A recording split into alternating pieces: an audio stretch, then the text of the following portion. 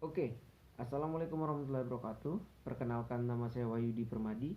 Saya dari Fakultas Keguruan dan Ilmu Pendidikan, Program Studi Pendidikan Pancasila dan Kewarganegaraan. Oke kawan-kawanku, di sini kita akan membahas tentang konsep dasar pemerintahan daerah dan pemerintahan desa. Oke, kita akan kulik dari pemerintahan daerah. Mungkin kawan-kawan ada yang tahu tentang apa itu pemerintahan daerah atau apa itu pemerintah daerah? Ya, mungkin ada juga yang nggak bisa membedakan dua hal tersebut. Oke, di sini kita akan membahas tentang pemerintahan daerah. Mulai dari apa itu pengertian dari pemerintahan daerah dan perangkap-perangkap pemerintahan daerah itu apa aja sih? Oke, mari kita bahas. Check it out.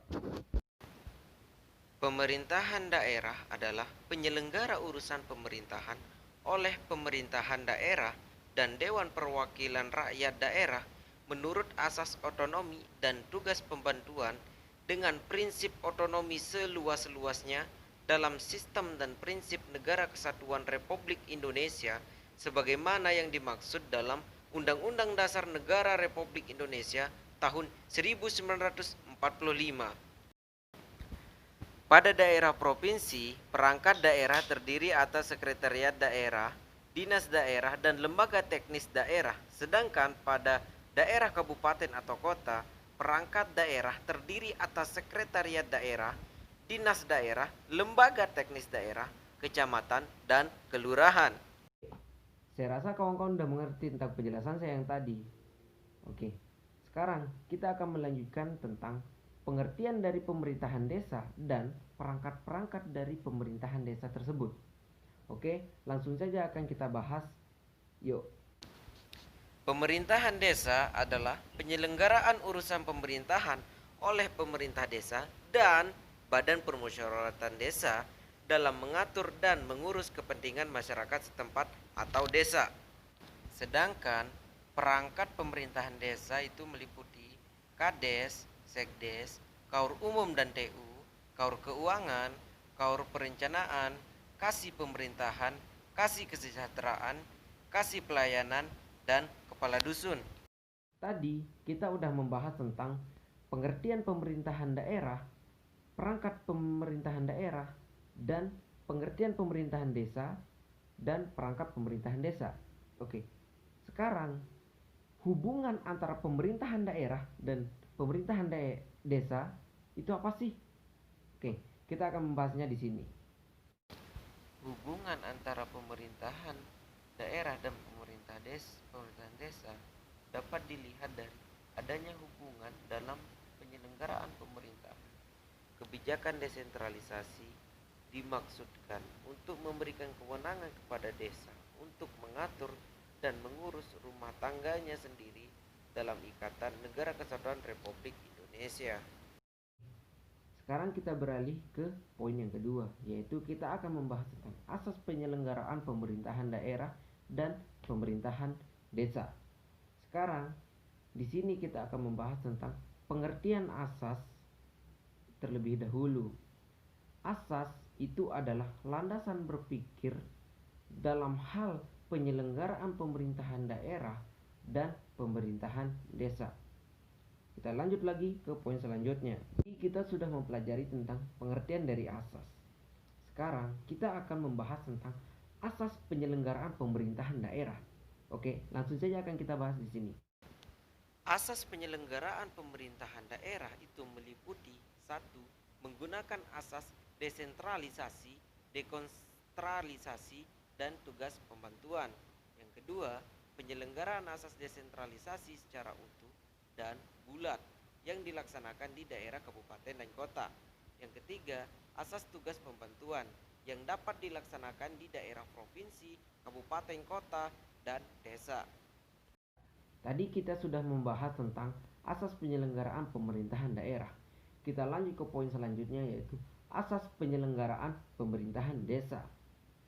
Yuk, mungkin ada kawan-kawan yang tahu tentang asas penyelenggaraan pemerintah. Mungkin juga ada kawan-kawan yang masih belum tahu. Mari kita belajar bersama-sama di sini. Asas penyelenggaraan pemerintahan desa: satu, kepastian hukum; dua, ketertiban penyelenggaraan pemerintahan; tiga, kepentingan umum; keempat, keterbukaan. Kelima, proporsionalitas. Yang keenam, profesionalitas. Yang ketujuh, akuntabilitas. Yang kedelapan, efektivitas dan efisiensi. Yang kesembilan, kearifan lokal. Yang kesepuluh, keberagaman, dan selanjutnya partisipatif.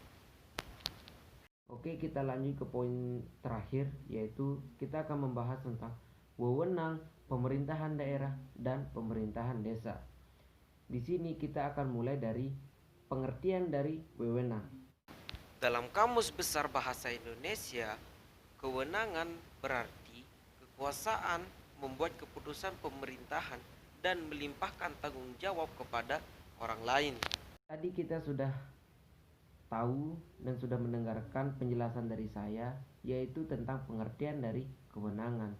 Selanjutnya di poin keduanya, kita akan membahas tentang kewenangan yang tidak boleh diberikan kepada pemerintahan daerah dan pemerintahan desa.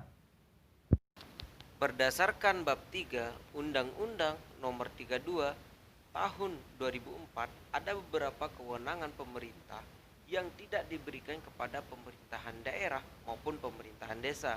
Kewenangan tersebut adalah: 1. Politik luar negeri. Yang kedua, pertahanan, keamanan, mendirikan lembaga peradilan, kebijakan moneter dan fiskal nasional. Yang terakhir, keenam, kebijakan mengenai agama atau kepercayaan. Kita sudah membahas tentang kewenangan yang tidak boleh diberikan kepada pemerintahan daerah dan pemerintahan desa. Sekarang kita akan membahas masalah kewenangan dari pemerintahan daerah dan kewenangan dari pemerintahan desa. Kita mulai langsung dari kewenangan pemerintahan daerah. Adapun kewenangan pemerintahan daerah provinsi adalah: 1. Perencanaan dan pengendalian pembangunan dan perencanaan, pemanfaatan dan pengawasan tata ruang.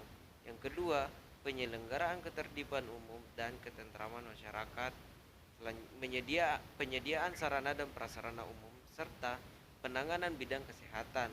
Yang ketiga, penyelenggaraan pendidikan dan alokasi sumber daya manusia potensial, dan penanggulangan masalah sosial lintas kabupaten atau kota.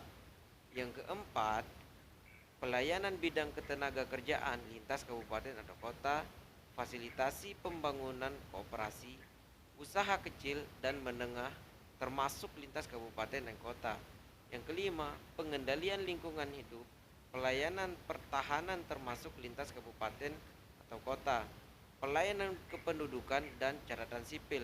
Yang keenam, pelayanan administrasi umum pemerintahan, pelayanan administrasi penanaman modal termasuk lintas kabupaten atau kota. Yang ketujuh, penyelenggaraan pelayanan dasar lainnya yang belum dapat dilaksanakan oleh kabupaten atau kota, dan urusan wajib lainnya yang diamanatkan oleh peraturan perundang-undangan. Selanjutnya, kita akan mempelajari tentang kewenangan dari pemerintahan desa. Mungkin kawan-kawan di sini sudah bisa meraba atau memiliki pemikiran tentang apa sih kewenangan pemerintahan daerah itu. Oke, langsung saja saya jelaskan ya. Dalam Peraturan Menteri Pasal 5, kriteria kewenangan lokal berskala desa meliputi: A. Kewenangan yang mengutamakan kegiatan pelayanan dan pemberdayaan masyarakat. B. Kewenangan yang mempunyai lingkup mengatur dan kegiatan hanya di dalam wilayah dan masyarakat desa yang mempunyai dampak internal desa. C. Kewenangan yang berkaitan dengan kebutuhan dan kepentingan sehari-hari masyarakat desa. D. Kegiatan yang telah dijalankan oleh desa atas dasar prakarsa desa. E. Program kegiatan pemerintah, pemerintah provinsi dan pemerintah kabupaten atau kota, dan pihak ketiga yang telah diserahkan dan dikelola oleh desa. F.